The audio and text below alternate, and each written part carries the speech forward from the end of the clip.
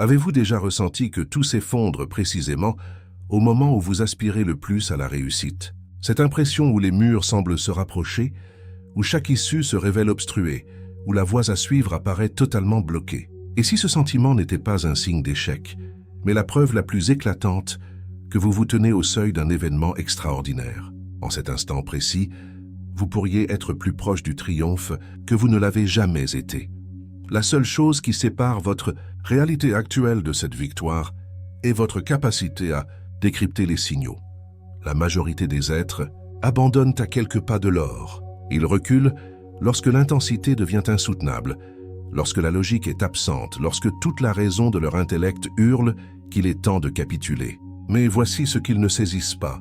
Cette pression, ce désordre, ce sentiment accablant d'incertitude n'est pas le fruit du hasard, c'est un schéma cosmique. C'est la manière dont l'univers met à l'épreuve votre préparation pour ce qui vient. Imaginez une graine enfouie dans la terre sombre, luttant contre le poids du sol qui la recouvre. Le moment le plus ardu pour cette graine n'est pas celui de la plantation, c'est juste avant qu'elle ne perce la surface. Cette ultime poussée à travers l'obscurité, ce dernier instant avant qu'elle n'atteigne la lumière, est celui où la résistance est maximale. Si vous percevez ce message, ce n'est pas par coïncidence, ni par l'effet d'un quelconque hasard algorithmique. Vous êtes ici car une partie de votre être sait que vous êtes sur le point de vous élever. Votre condition actuelle se prépare à une mue, et votre esprit vous a guidé ici pour intégrer ce processus. Ce que vous êtes sur le point d'assimiler va métamorphoser votre perception de chaque difficulté, chaque revers, chaque instant d'hésitation. Car une fois que vous aurez compris la mécanique des percées, une fois que vous reconnaîtrez les modèles qui émergent juste avant le succès, vous ne percevrez plus jamais la lutte de la même façon. Vous la verrez pour ce qu'elle est vraiment, le témoignage que vous êtes sur le point de gagner. Avant que nous ne poursuivions, si vous avez décidé d'arrêter d'abandonner juste avant l'envol, déclarez dans les commentaires « Je suis sur le point de triompher ». La mécanique de la transformation, chaque grande victoire de l'histoire, a obéi au même principe. Juste avant que le barrage ne cède, la pression atteint son zénith. Juste avant l'aube, la nuit est à son plus noir. Ceci n'est pas une simple analogie poétique pour vous réconforter dans la difficulté. C'est le mécanisme fondamental de la transformation. Lorsque vous créez quelque chose de nouveau, lorsque vous dépassez vos anciennes limites, lorsque vous incarnez une version de vous-même qui n'existait pas auparavant, l'ancienne structure doit d'abord se fissurer. Et cette fissuration se ressent comme si tout s'écroulait. Songez à l'eau qui atteint son point d'ébullition. À 99 à Circé, ce n'est que de l'eau chaude, banale, non transformée. Mais ajoutez un degré de plus, un seul et unique degré.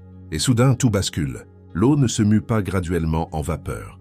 Elle se transforme instantanément. C'est ce qui se produit également dans votre existence. Vous pouvez travailler des mois, voire des années, sans aucun signe extérieur, aucun progrès visible, aucun résultat tangible, juste effort après effort, sans fruit apparent. Puis, tout à coup, dans ce qui semble être un éclair, tout change.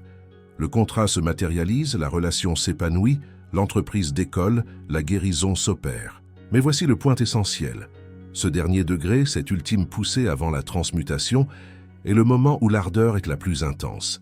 Qu'est-ce que cela signifie pour vous maintenant?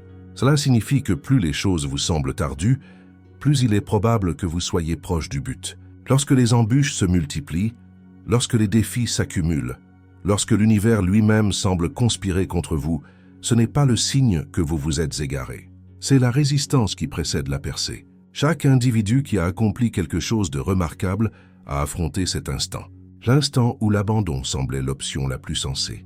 L'instant où continuer paraissait impossible. Et ceux qui ont triomphé, ceux qui ont véritablement réalisé la percée, n'étaient ni plus doués ni plus chanceux. Ils avaient simplement compris que la pression maximale est synonyme de proximité maximale avec le succès. Alors, lorsque tout dans votre vie donne l'impression d'atteindre un point de rupture, demandez-vous ceci. Et si cela n'était pas en train de s'effondrer, mais plutôt de s'ouvrir? Et si cette intensité n'était pas la fin, mais le commencement de tout ce pourquoi vous avez œuvré? La résistance, signature de l'expansion.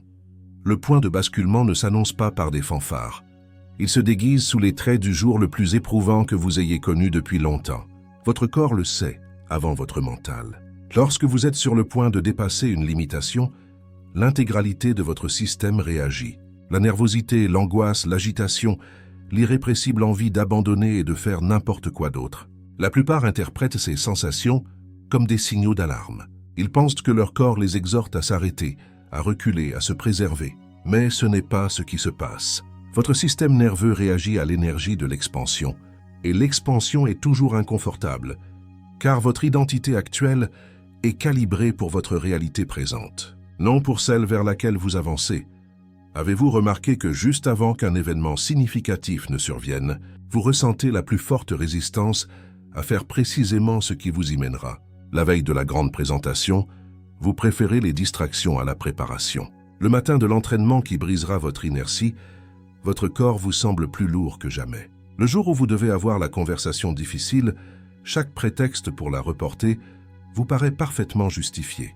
Ce n'est pas de la faiblesse, ce n'est pas de l'auto-sabotage au sens habituel. C'est la tentative de votre système de maintenir l'homéostasie, de vous garder dans le connu, de vous protéger du territoire inexploré d'un nouveau palier. Comprendre cela change tout. Lorsque vous ressentez de la résistance, vous pouvez la reconnaître comme la confirmation que vous vous dirigez dans la bonne direction. L'inconfort ne vous dit pas de vous arrêter, il vous dit que la croissance est en cours.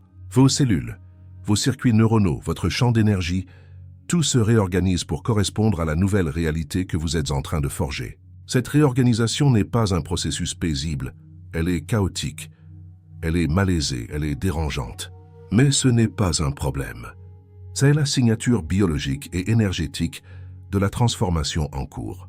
La question n'est pas de savoir si vous ressentirez de la résistance, vous en ressentirez. La question est de savoir si vous laisserez cette résistance vous convaincre que vous échouez, ou si vous la reconnaîtrez comme la preuve que vous réussissez à changer qui vous êtes. Et si l'inconfort que vous éprouvez en ce moment était en réalité votre système qui s'ajuste pour la victoire.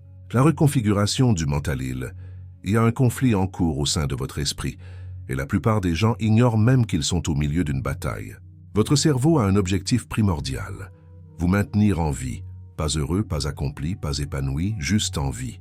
Et pour votre cerveau, être en vie signifie être familier. Chaque habitude que vous avez réitérée, chaque pensée que vous avez eue 1000 fois, chaque réaction émotionnelle que vous avez automatisée, votre cerveau a transformé cela en autoroute de neurones qui s'activent ensemble sans effort. Lorsque vous tentez de créer quelque chose de nouveau, lorsque vous cherchez à devenir quelqu'un de différent, lorsque vous visez une réalité que vous n'avez jamais vécue, vous demandez à votre cerveau de bâtir de tout nouveaux chemins, tout en les empruntant.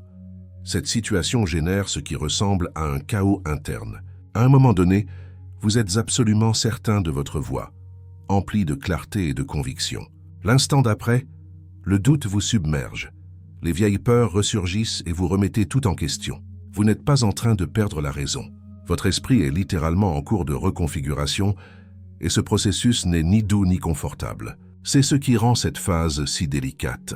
Votre cerveau fera tout pour vous ramener au schéma connu. Il inventera des justifications convaincantes, expliquant pourquoi votre nouvelle direction ne fonctionnera pas. Il exacerbera chaque petit contretemps pour prouver que vous devriez renoncer. Il rendra votre ancienne vie plus attrayante qu'elle ne l'était réellement. Pourquoi? Parce que l'inconnu exige plus d'énergie que le connu.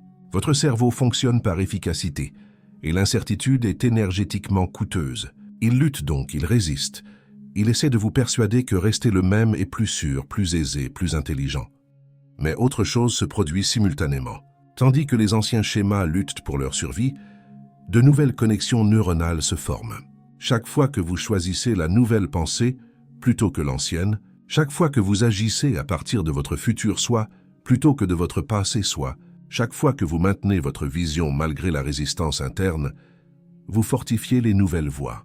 Vous enseignez à votre cerveau que cette nouvelle version de vous est sécurisée, que cette nouvelle réalité est réalisable, que cette nouvelle manière d'être peut devenir aussi automatique que l'était l'ancienne. L'esprit en transition se sent instable parce qu'il l'est. Vous vous tenez entre deux mondes, deux identités, deux réalités.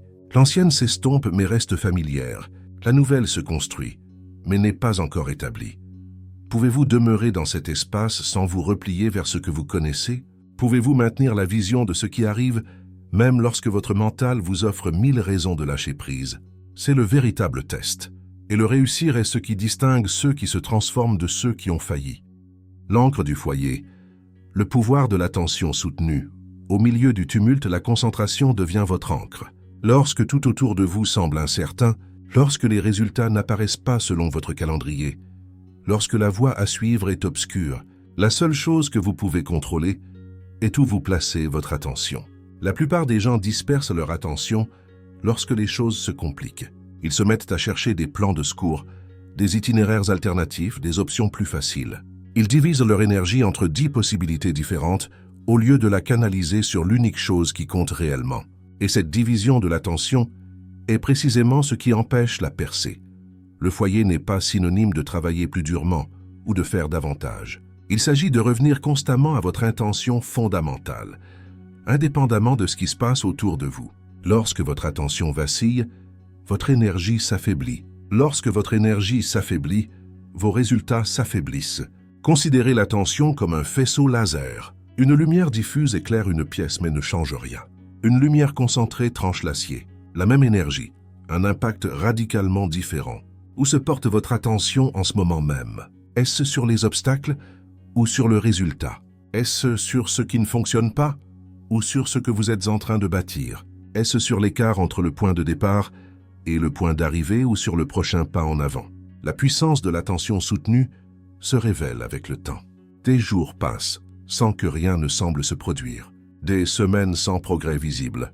Mais sous la surface, dans le royaume invisible où toute création prend naissance, votre intention concentrée réorganise la réalité. Chaque instant que vous passez aligné avec votre vision, vous transmettez un signal au champ qui vous entoure. Ce signal attire les circonstances, les individus, les opportunités et les idées qui correspondent à sa fréquence. Mais si vous continuez à modifier le signal, si vous continuez à changer votre orientation, rien ne peut s'y fixer, rien ne peut vous atteindre. La constance du foyer est ce qui permet à l'univers de livrer. Combien de temps pouvez-vous maintenir votre attention sur ce que vous créez avant que le doute ne l'emporte? La pause silencieuse. La matrice de la manifestation, il existe une phase qui terrifie la majorité des gens et elle se produit juste avant que tout ne s'assemble. Rien ne bouge, rien ne change, rien n'arrive. Vous avez fait le travail, vous avez maintenu votre concentration, vous avez surmonté la résistance et soudain, tout devient silencieux. Aucun signe, aucune synchronicité, aucune impulsion, juste le silence. La plupart des gens paniquent à ce stade.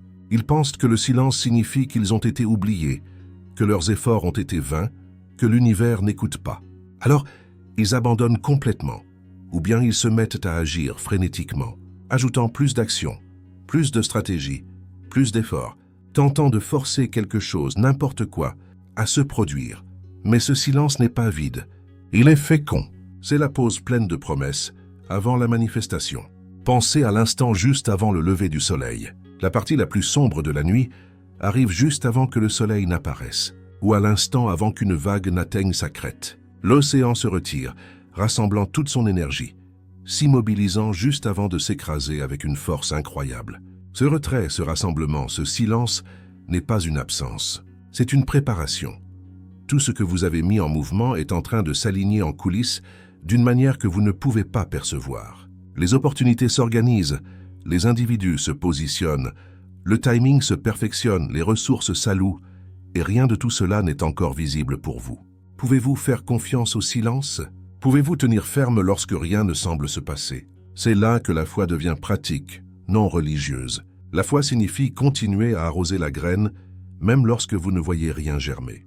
Elle signifie maintenir votre vision même lorsque la réalité ne vous en fournit aucune preuve. Elle signifie savoir que l'invisible ne signifie pas l'inactivité.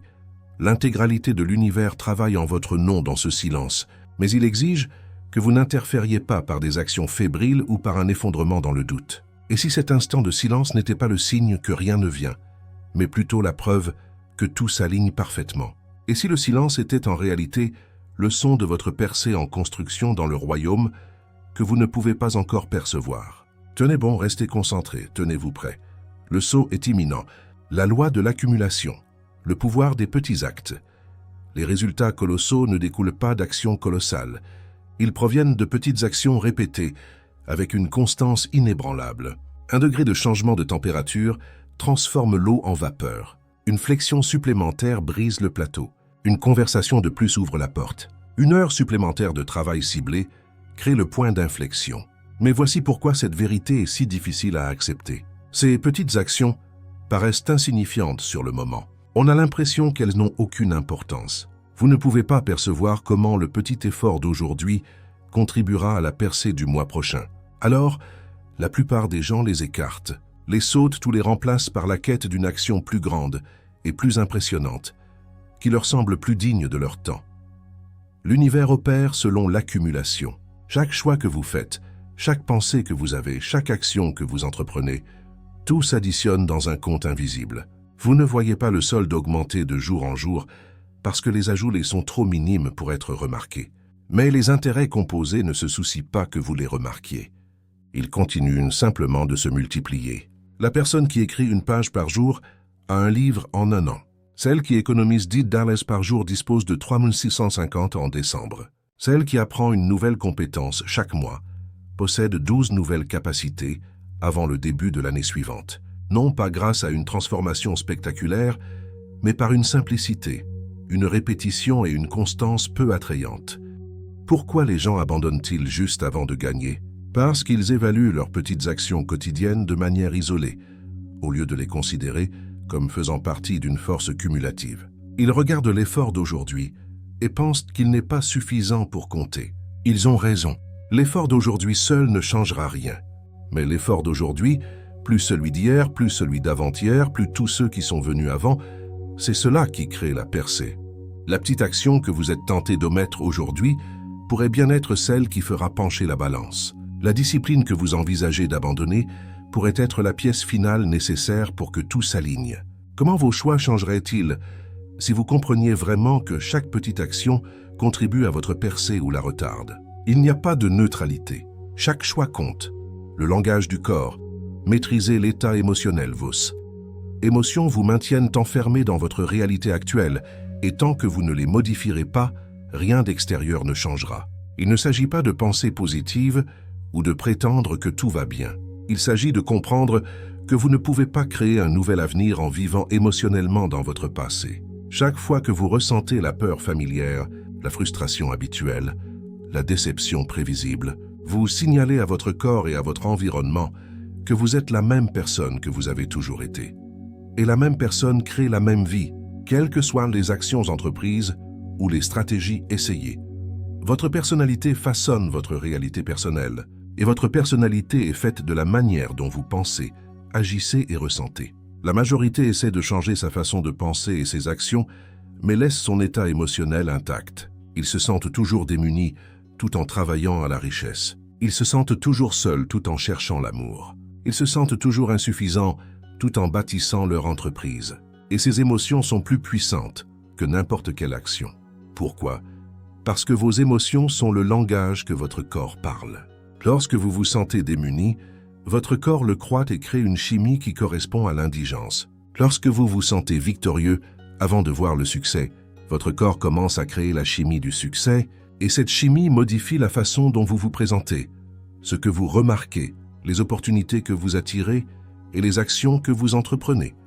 C'est la partie la plus ardue du processus de percée, et c'est là que la plupart échouent. Ils attendent le résultat externe avant de s'autoriser à ressentir l'émotion de l'avoir. Ils pensent que se sentir victorieux avant d'en avoir la preuve est illusoire, mais c'est en réalité la seule manière dont la transformation opère. Vous devez rompre l'addiction émotionnelle à votre passé. Vous devez cesser de dériver vos sentiments de vos circonstances actuelles. Vous devez générer l'émotion de votre réalité désirée de l'intérieur, indépendamment de ce qui se passe autour de vous. Ce n'est pas une illusion, c'est de la création. À quelles émotions êtes-vous dépendant? Quels sentiments sont devenus si familiers que vous recréez inconsciemment des situations qui vous permettent de les ressentir à nouveau? Colère, inquiétude, culpabilité, indignité, ce ne sont pas simplement des sentiments qui vous arrivent. Ce sont des schémas que vous avez pratiqués si souvent que votre corps les réclame. Se libérer signifie ressentir quelque chose de nouveau avant de voir quelque chose de nouveau. Cela signifie se réveiller et choisir l'état émotionnel de votre futur soi plutôt que de retomber dans l'état émotionnel de votre passé soi. Vous pouvez vous sentir victorieux avant de gagner. Vous pouvez vous sentir dans l'abondance avant de voir l'argent. Vous pouvez vous sentir digne avant d'obtenir la validation. Si vous le pouvez, vous n'attendez plus que votre vie change. Vous la changez déjà de l'intérieur vers l'extérieur. Les signes avant-coureurs la victoire laissent des indices avant d'arriver entièrement formés. Lorsque vous êtes proche d'une avancée majeure, certains schémas commencent à apparaître dans votre vie et les reconnaître vous aide à tenir bon pendant la dernière ligne droite. Premièrement, vous remarquerez un sentiment inhabituel de calme au milieu du chaos. Bien que tout autour de vous reste incertain, quelque chose en vous s'apaise. Vous arrêtez de chercher frénétiquement des solutions. Vous cessez d'essayer désespérément de forcer les résultats. Il y a un savoir silencieux qui remplace l'action anxieuse. Ce calme n'est pas de la résignation, c'est de l'alignement. Deuxièmement, les synchronicités commencent à se multiplier. Vous pensez à quelqu'un et il vous appelle. Vous avez besoin d'une information et elle apparaît. Vous vous interrogez sur une prochaine étape et quelqu'un mentionne exactement ce que vous aviez besoin d'entendre. Ce ne sont pas des coïncidences.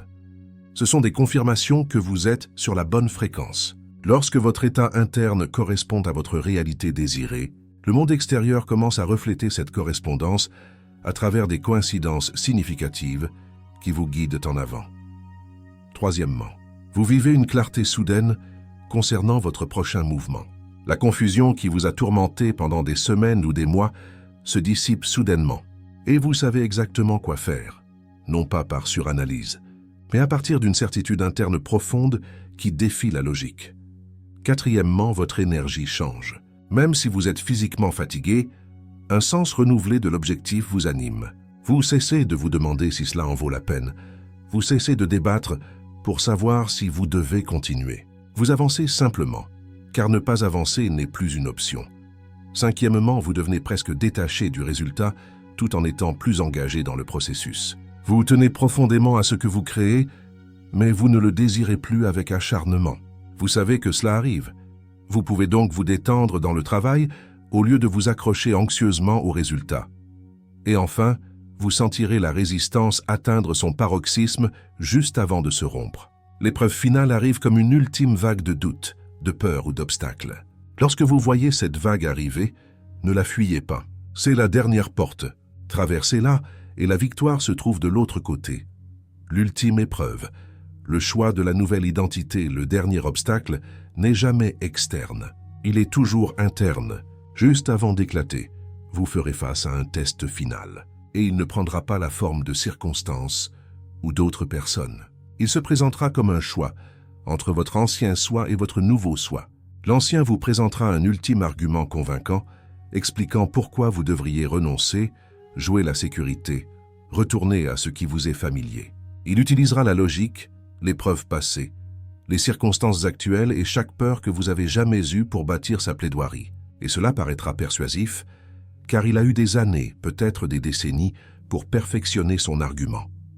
C'est le moment qui sépare qui vous avez été de qui vous êtes en train de devenir. Non pas quand les choses étaient difficiles, non pas quand vous deviez travailler, non pas quand vous faisiez face à des obstacles. Tout cela n'était qu'une préparation pour cet instant. L'instant où vous devez choisir votre futur au-dessus de votre passé, avec pour seul soutien la foi, sans garantie, sans preuve, sans filet de sécurité, juste la décision de continuer lorsque tout en vous aspire à s'arrêter. Vous pouvez outrepasser le programme. Vous pouvez choisir le nouveau schéma lorsque l'ancien crie pour attirer votre attention. La plupart échouent ici, non pas parce qu'ils sont faibles, mais parce qu'ils ne reconnaissent pas la nature véritable de cet instant. Ils pensent que la peur signifie qu'ils commettent une erreur. Ils pensent que le doute signifie qu'ils sont sur la mauvaise voie. Ils pensent que le besoin de renoncer signifie qu'ils devraient renoncer. C'est tout le contraire. Cette peur, ce doute, ce besoin, ce sont les signaux que vous êtes sur le seuil. L'ancienne version de vous livre sa dernière bataille parce qu'elle sait que si vous faites un pas de plus, elle cessera d'exister. Elle lutte pour survivre et elle sortira toutes les armes de son arsenal pour vous maintenir bloqué. Voici à quoi ressemble réellement le test final dans la vie. Vous vous réveillerez un matin sans ressentir absolument rien envers votre objectif. Ni excitation, ni motivation, pas même d'anxiété, juste le vide. Ou bien vous serez frappé par une vague d'épuisement si profonde que continuer semblera physiquement impossible.